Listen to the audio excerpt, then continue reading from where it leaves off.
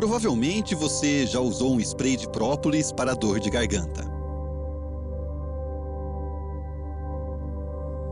Ou já ouviu dos seus avós, tios, pais, que o própolis é anti-inflamatório e também ajuda na imunidade. Mas você sabe o que é o própolis e como ele é retirado da colmeia? É uma resina que a abelha pega da planta e essa resina ela é um exudado que a planta tem porque a planta de alguma forma foi prejudicada, recebeu algum corte, então ela produz um exudado tentando se defender contra possíveis infecções de vírus, de bactérias e de fungos. A abelha pega essa resina, traz para casa, mistura com secreção salivar dela e com isso ela faz o que a gente chama de própolis, ou seja, ela acrescenta a contribuição dela com o que já vem de bom da planta, né, com o antibiótico natural da planta. E com isso ela tem então a própolis.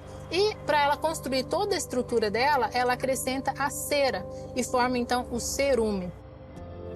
Vamos ver de perto como esse processo acontece.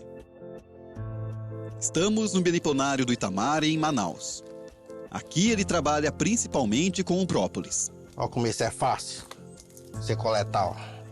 Que lindo. O própolis ele é uma resina que as abelhas coletam dos novos brotos das árvores, ou então de árvores já antigas também, que às vezes no caule, na árvore, por algum motivo, feriu alguma coisa, o inseto foi lá e furou a casca, então sai aquela resina, né? Então as abelhas vão lá e coleta aquela resina, mistura com as enzimas dela mesmo e com pólen também e traz para fechar as frestas da colônia.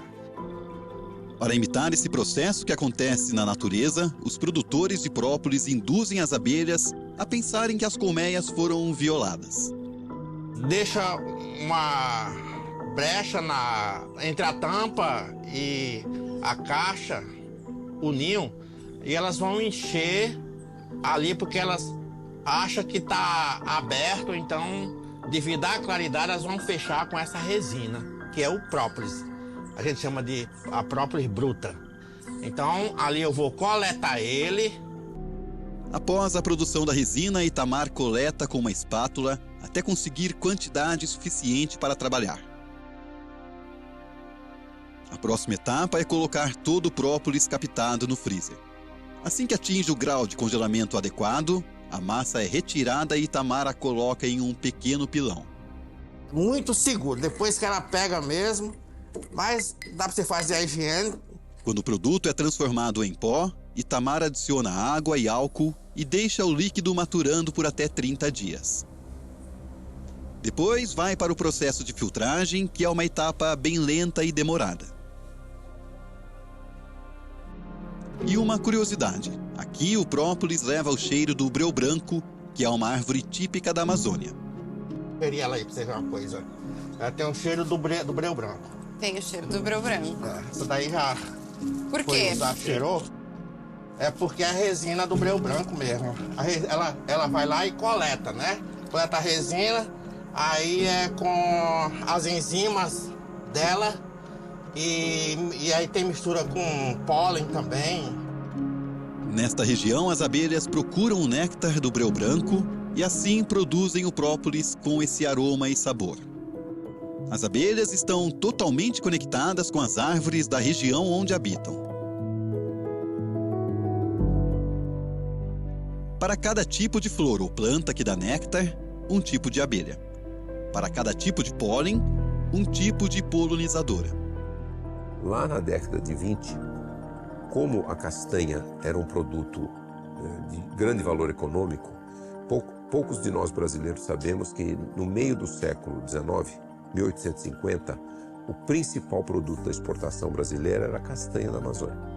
Aí passa-se uma lei federal que era proibido cortar castanha. Então, era muito comum você ver imensas pastagens na pecuária e uma árvore, 2 árvores, 3 árvores de castanha lá no meio. Gigantes. Gigantes ali. Aí, depois de alguns anos, morria a árvore da castanha. O que era? É que só 4 espécies de abelhas polinizam a castanha. Dessas 4, 3 não vivem fora da floresta.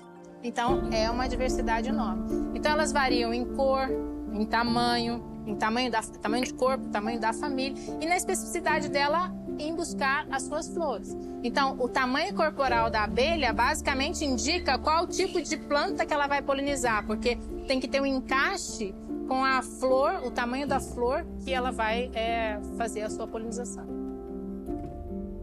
E é a sabedoria do dia a dia que traz o que os cientistas tanto pesquisam e tentam explicar para o mundo. As abelhas, para mim, tornou-se uma paixão, uma necessidade, primeiro, né, de salvar essas abelhas, de preservar. E é uma necessidade também das nossas matas, porque sem os polinizadores, em um curto espaço de tempo, as pesquisas dizem que o homem não irá mais existir. E precisa disso para levar as matas em frente, porque todas as árvores precisam de polinizadores.